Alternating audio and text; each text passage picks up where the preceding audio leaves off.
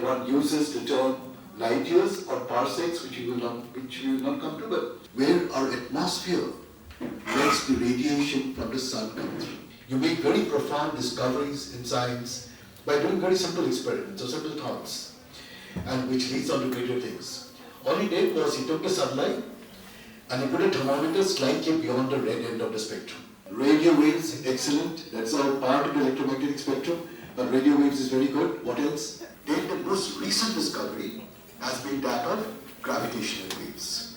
We look at the universe, not just in electromagnetic waves, but a whole range to get a more complete picture of the universe. We have to put up telescopes in space to be able to observe in these parts of the electromagnetic spectrum. That if the frequency is lower than the plasma frequency, then it will not be able to propagate through. All right? And the rays will be absorbed or reflected.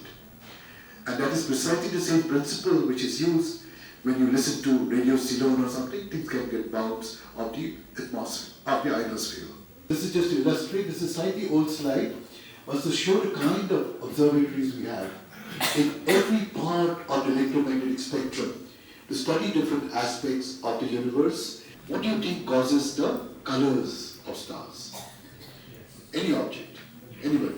That's temperature. Temperature, absolutely. Okay. Temperature is what determines what a color looks like.